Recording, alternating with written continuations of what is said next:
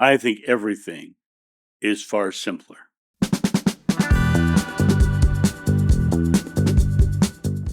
Good morning, my friends. I'm sitting here in my living room having my fabulous mug of coffee, and I have no outline or plan for this video. I just wanted to come on and talk about my views on spirituality and the simplicity of our reality. When I look at spirituality from the perspective of different points of view, I find that when you dive into religious spirituality, it's very complex. They've got these rules, these doctrines, these dogmas, these techniques, these things you must do to reach heaven or some form of enlightenment. There are these methods, modalities. When I look at the New Age techniques, I see the same thing. You have to be a vegetarian. You have to uh, ascend your vibration to the next level. You have to do blah, blah, blah. I see the same complexity, just with different terminology. And I think it's the very nature of man to try to figure things out. And in trying to figure things out, creating structures around something that's far more simple. God speaks to us in feelings, not thinkings. Feelings. And all of the doctrines, the dogmas, be they New Age or old, are all about getting into our head about something that is not in our head, it's in our feelings. It's in our thoughts. It's in our literal feelings about the day. You know, and each moment is a moment of creation. Each moment is a moment of choice, and feelings are choices. We experience something, we have a feeling about it. We decide we're having a good day. We have a good day because that's the feeling of a good day. We go into a situation hoping that we're not going to be harmed, and we get harmed because we're focusing, and our feeling is that there's a possibility of harm. I think it comes down to understanding that when people will begin to delineate, and they'll start to try to create a structure to live into and live around. I was watching a video this morning with Joe Dispenza, who I think is great. I think he's great. But his focus and his direction towards spirituality doesn't resonate for me because it's too complex. There's too much complexity, the vibrational energies and the resonances and da, da, da, da. To me, it's far more simple. And you know, like I say, I like Joe Dispenza. I love his stuff. I think we come at it from a very different perspective, and I think he and many others are trying to find the methods, the modalities, the techniques. They're trying to define it to make it palatable. I think the definitions and labels themselves create complexity that creates a division away from our true spiritual nature. I think that when you look at spirituality from the perspective of I need a method, a modality, a technique, a label, or a definition, I think we're missing the point of what spirituality is. It's a feeling.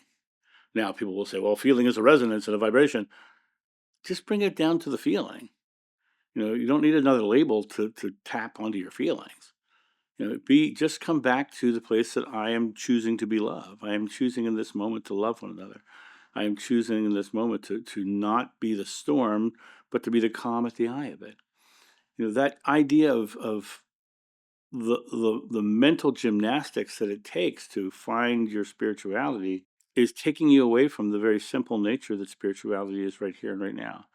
I watched a video this morning on a woman talking about the last message of Dolores Cannon and how she was talking about, we're in a time of chaos because we're transitioning into this, and you must raise your vibrational energy to be above the fray. And I think I think the message underneath of it's good. I think the definition of it is so complex that people can't comprehend it. You know, when the world's going crazy around you, don't be part of the crazy. It's that simple. If the world's going crazy around you, be the loving outcome of your world. Be the change you want to see in the world. Be it, not think it, not come into that space of understanding that there's so much complexity in spirituality. You know, one of the best comments I get is that I make spirituality so simple. I don't make spirituality simple. Spirituality is just simple in my book. It's not even the complexity of me making it something. I just believe spirituality is simple. And why do I believe that? My first regression, I literally said, it's so simple we have a hard time comprehending it.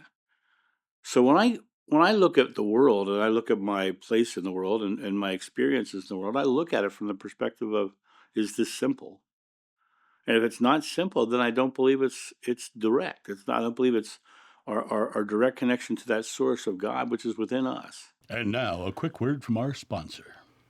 Coffee Time with John.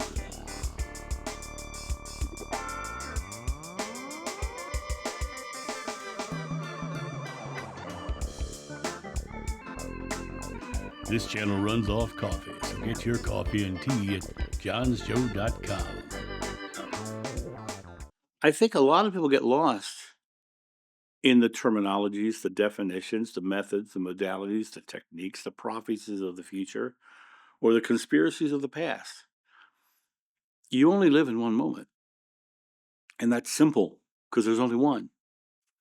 The ideas of conspiracies of the past or prophecies of the future add a complexity that I don't think are there. I think that's the mental gymnastics of complexity itself. And I think that when people say, well, he was a vegetarian or he was an Essene or he was a guru from India, and I think you're adding a complexity that isn't there. I think that it doesn't matter about anything except for who you are and who you choose and what you choose to feel in your present moment. God is love, and if God is love, that's the simplest thing there is. Fear is the illusion of love's absence. This means fear is the way of experiencing love, which is the one thing and simple. And when we look at it from the aspect of the Buddha saying the secret to enlightenment is the eradication of fear, well, when you eradicate fear, you come down to the most simple, the essence of pure love and nothing else. Perfect love drives out fear. Right? You come back to that place of being, that pure love, that feeling of pure love. You have found the simplicity of the universe. And you know what I find? The more I strip away of the methods, modalities, techniques, the conspiracies of the past or the prophecies of the future, the more I get very present, the universe opens itself to me. It shows me how beautiful the world is. It shows me the fears and anxieties of others and how that's affecting their lives. That's the greatest part about my private sessions is I can help people break out of those things that are limiting them and give them the perspective of the simplicity of just creation itself. When I look at these videos online, most of them I can't even get through because they start listing the complexities. They start listing all the things that are the fog of delusion around the illusion. They're hiding the reality of love being your pure nature.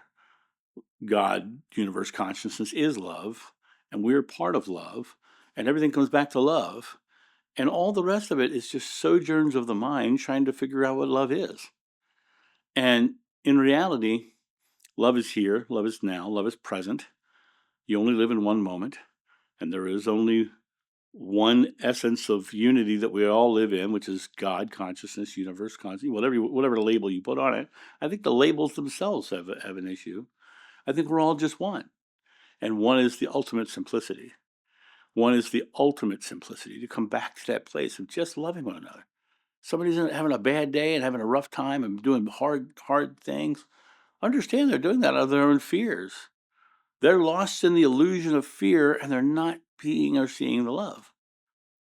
Does it help you to throw more fear at them? Does it help them? No. Be the love so they can see the love. Live the love so they can experience the love. Share the love so they can see they can love too. And when you look at that just simple nature of it, the world opens up and your view becomes different. You are the pinpoint of creation. Your experience around you is yours to create, but it comes back to you being the feeling of love. Just be love. Just be love. I think that's why they call him John the Beloved, because he kept saying "be love" over and over again. Right? So, you know, even the complexity of reincarnation. I often say it doesn't matter who anybody was, including me. It only depends on who you are. It only matters who you are in the now, because you are only conscious in one moment. The other thing is, when you look at all these complexities and these methods, modalities, techniques, these little definitions, they all come with a linear time construct that keeps us out of the present moment. We're focused on getting to something ahead of us by doing these methods, modalities, techniques. We're worried we lost something from the past because it was hidden from us by these people who had these conspiracies, right? And in reality, none of that matters, because you're not conscious in the past and you're not conscious in the future. You're here now and you're in this moment. I am. I am that I am. It's that simple. Be love to see the love. Live in this moment now. Take the simplicity of your divine awareness and realize those other things are not awareness. They're fog that keeps you from the awareness of your true nature, which is love. And that true simple nature of who you really are and the oneness of us all. So like I said, when I made this video this morning, I had no idea what I was going to say to you. I knew I wanted to talk about the simplicity of it. I knew that I wanted to have this experience of sharing my views on simplicity. I tell people all the time, I'm not new age or old age, I'm present age. And to be firmly present and to be firmly loving is to be firmly aware of my oneness with it all. And you can't be firmly aware of your oneness with it all in the past or the future. You can only be firmly aware of your oneness with it all in the present. It's a conscious choice to be here now. And it's a conscious choice to love here now. And to express that feeling of love. And to me, that is the ultimate divine awareness that everyone's seeking. Everyone's looking for the Christ consciousness. Christ consciousness, in my mind, there's too much complexity in that phrase, because Christ doesn't mean Jesus.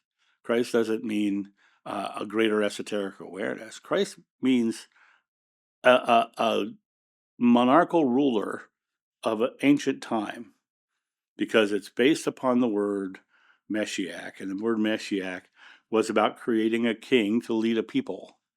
It had nothing to do with spirituality.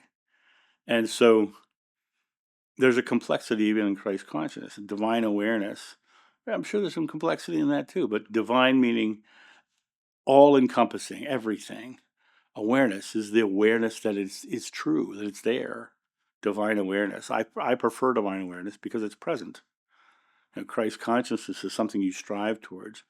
Divine awareness is being in the now.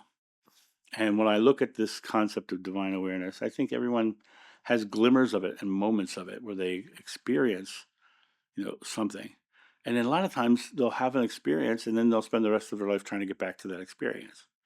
And that becomes the struggle, because now it's being something ahead of them as opposed to something they're being. They're looking to get back to that thing, right? Well, no, don't worry about getting back to it. Just do it again. Just do it again.